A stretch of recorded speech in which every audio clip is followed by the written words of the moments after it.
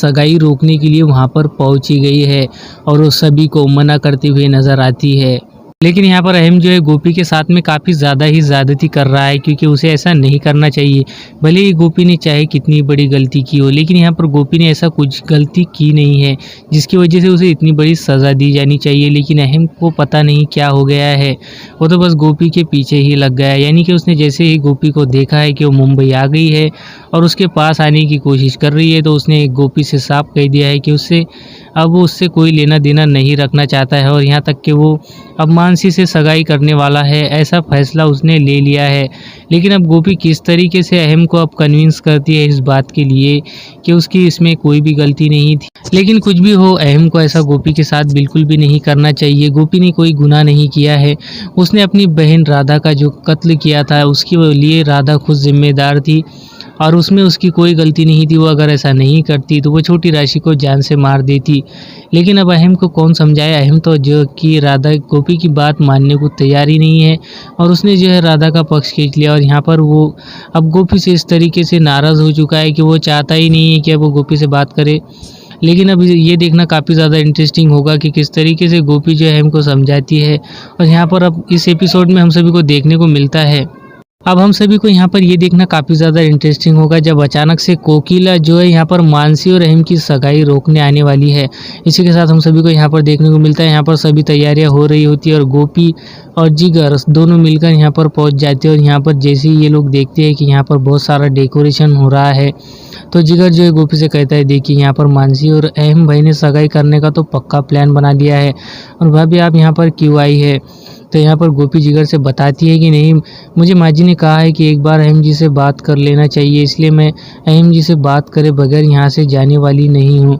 अब यहाँ पर गोपी किस तरीके से अहम को ये बात बताती है ये देखना दिलचस्प होगा, क्योंकि गोपी की बात जो है अहम बिल्कुल भी मान नहीं रहा है और उसने तो ये फैसला ले लिया है कि वो गोपी से अब कभी भी बात नहीं करेगा और वो गोपी से बहुत दूर तो आ ही गया था, लेकिन अब उसकी ज़िंदगी से भी वो बहुत दूर चला जाएगा। उसने ये सब फैसला कर लिया है। लेकिन गोपी है कि उसका पीछा नहीं छोड़ रही है और गोपी का कहना यह है कि अगर वो यहाँ पर मानसी के साथ में रहेंगे तो उनकी बेटी की जो है ज़िंदगियाँ ख़राब हो जाएंगी। इसीलिए वो किसी भी तरीके से अहम को कन्विंस करके यहाँ से वापस राजकोट लेकर ही जाकर रहेगी। लेकिन अहम जो है उसकी बात बिल्कुल भी नहीं मान रहा है। उसने साफ कह दिया है कि वो मुंबई छोड़कर बिल्कुल भी राजकोट वापस नहीं आने वाला है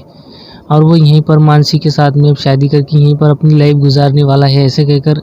अहम ने जो है गोपी से कह दिया है, लेकिन गोपी अब मान नहीं रही है और गोपी यहाँ पर उसकी सगाई में भी पहुँच गई है, जहाँ पर अब हम सभी को देखने को मिलता है गोपी जैसे ही अंदर आती है यहाँ पर सबसे पहले मीरा और विद्या पर उसकी नज़र जाती है और मीरा जो है जानबूझकर यहाँ पर शरारत करने की कोशिश करती है, यानी कि उसको जलील करने की कोशिश करती है, क्योंकि यहाँ पर जो है मीरा जो है अहम के लिए एक ड्रेस लेकर आती है जिसके ऊपर जानबूझकर वो चाट गिरा देने वाली है, जिसकी वजह से गोपी जो है उसको रिपेयर करने वाली है। यहाँ पर हम सभी को देखने को मिलता है गोपी जैसे अंदर आती है तो मीरा उसे जानबूझकर जलील करने के लिए उसके पास में जाती है और उससे कहती है, लीजिए मॉम आप ये खाइए, यानी कि उसके हाथ में वो चाट का कटोरा दे देती है, जिसके बाद में गोपी को बहुत ज़्यादा बुरा महसूस होता है और वो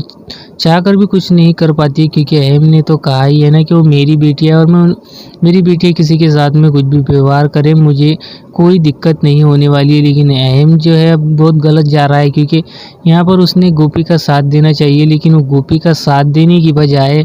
वो अपनी बेटियों का साथ दे रहा है और बेटियां इस तरीके की जलील हरकतें कर रही है जिसका उसे अंदाज़ा भी नहीं था। यहाँ पर मीरा जो है गोपी के हाथ में चाट की कटोरी लाकर दे दी थी और उसे कहती है ज़बरदस्ती कि लो मॉम चाट खा लो, और वो ज़बरदस्ती उसे चाट खिलाने लगती है और फिर अचानक से जो है चाट अहम के नए सूट पर गिर जाता है, जिसके बाद में मीरा जानबूझकर ये ड्रामा करने लगती है कि देखिए ना आपकी वजह से इस कोट पर जो है चाट गिर गया है, अगर आप चाट आसानी से ले लेती और खा लेती तो ये सब होता ही नहीं। और यहाँ पर जो है वो गोपी को ब्लेम करने लगती है तो विद्या उसे समझाती कि नहीं दी आप ये क्या कर रही हो, इस तरीके से आप माँ के साथ ऐसी हरकतें नहीं कर सकते, क्योंकि आपने जानबूझकर ही इन्हें चाट दिया था और चाट उन्होंने नहीं भी लिए तो आपने उन्हें चाट देने की कोशिश की पर उन्होंने नहीं माना, तो आपने चाट जानबूझकर उनके कोट पर जो है गिराया है।